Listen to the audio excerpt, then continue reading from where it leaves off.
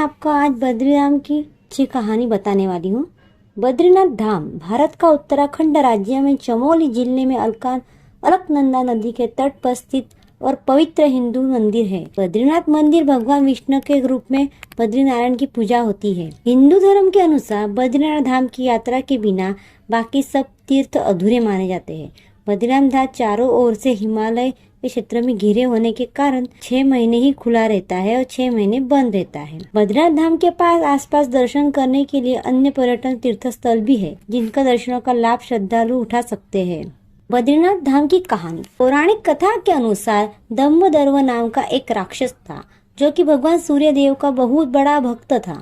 उसने सूर्य देव की घोर तपस्या करके प्रसन्न किया और वो अमृतवा का वरदान मांगा।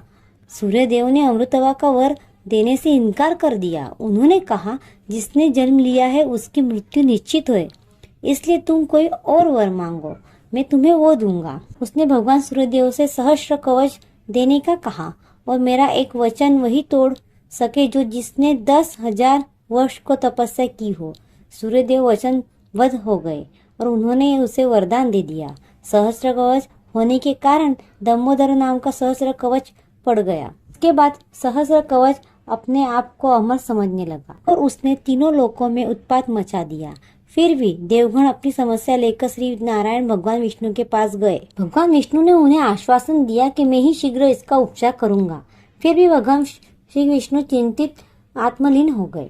सहस्त्र कवच का वध कैसे किया जाए। फिर उन्होंने अपने दिव्य दृष्टि से देखा कि पृथ्वी लोक के हिमालय के केदारखंड में एक जो स्थान है, वहाँ दिन तपस्या करने का फल 10,000 वर्ष के बराबर होता है। केदारखंड गए और वहाँ उन्होंने देखा कि महादेव शिव की माता पार्वती वहाँ पहले से ही निवास करते हैं। तो उसने यह जगह कैसे मांगे। फिर नारायण ने एक लीला रची। वह ऋषि गंगा के समीप आकर एक शिला में उन्होंने एक नन्हे बालक का रूप लिया और जोर जोर से रोने लगे। उस शिला को लीला ढूंढी से जाना जाता है। बालक के रोने की आवाज तीनों लोग में गूंजने लगी। भगवान महादेव शिव नारायण की लीला को समझ चुके थे, लेकिन जगत माता पार्वती ममता के अधीन होकर न जान पाई नारायण की लीला। माँ पार्वती ममता के विभोर होकर भगवान शिव से कहने लगे, इस प्यारे से बालक को न जाने कौन यहाँ छोड़ गया है। मुझसे अब इसका रोना नहीं देखा जाता। अगर आपकी आज्ञा हो तो मैं बालक को देख के आऊं। भगवान शिव जी भगवान नारायण की लीला को जान चुके थे, उसका आनंद ले रहे थे। फिर उन्होंने माता से कहा, जिसका बालक होगा तो वो स्वयं ही ले जाएगा। अगर आपको फिर भी जाना है तो आप बालक को देख के आ जाओ। माँ पार्वती बालक के पास गई और नारायण के उस सुंदर बालक रूप को देखकर बालक को गोदी में उठाया और बिना नहीं रह पाई। बालक भी माता की गोदी में जाकर शांत हो गया। फिर माता उस बालक को अपने साथ ले गई और भगवान शिव से कहा कि इसे नन्हे बालक को मैं अपने पास ही रख लूंगी। महादेव जो नारायण की लीला देख रहे थे, वो सुनकर मुस्कुराए और बोले, रख लो तो पर बाद में पछताना मत। हाँ, ये तो बालक है, इसको आपके साथ रखने में पछताना कैसा। और फिर माता उस बालक को सुलाने ले गई। भगवान शिव स्नान ध्यान करके गए और जब वापस आए तो देखा कि ये जहाँ बालक थे वहाँ चतुर्भुज श्री नारायण है। माता ने नारायण को देखा और कहा, आप यहाँ कैसे आ गए। जाने का प्रयोजन है, बालक कहाँ गया। भगवान नारायण मुस्कुरा के बोले, माँ, आपका वो बालक मैं ही हूँ। मैं जग कल्याण हेतु यहाँ ध्यान लगाने आया हूँ। यह स्थान बड़ा ही दिव्य है। मुझे जब पता चला कि यह स्थान पे आप रहते हो तो मुझे यह लीला करनी पड़ी। आप स्वयं ही यह स्थान मुझे दे दो। और आपने ही यह स्थान मुझे दिया है। माँ पार्वती और महादेव शिव ने यह स्थान फिर श्री नारायण को दे दिया और स्वयं केदारनाथ चले गए। जिस स्थान से भगवान शिव और माता गए उस स्थान को आदिकेश्वर के नाम से जाना जाता है। यहाँ आज भी भगवान विष्णु के बाल रूप के पद चिन्ह है। फिर नारायण ध्यान चिंतन आत्मचिंतन में लीन हो गए और उनकी धरती लोक में ध्यान चिंतन में लीन होने के कारण माता लक्ष्मी व्याकुल हो गई। वह सोचने लगी कि प्रभु की सेवा कैसे करूं। माता लक्ष्मी भी केदारखंड आ गई और वहाँ नारायण के आत्मचिंतन लीन थे। वहाँ पे बद्री बेर का पेड़ के रूप में नारायण को धूप, बारिश, बर्फ से बचाने लगी, ताकि श्री नारायण का आत्मचिंतन में कोई परेशानी न हो।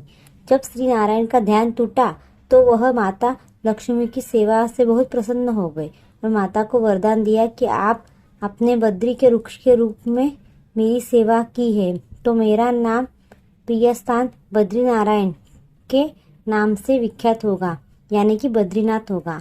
और जब कभी भी मेरा नाम लिया जाएगा तो मेरे नाम से पहले आपका नाम लिया जाएगा।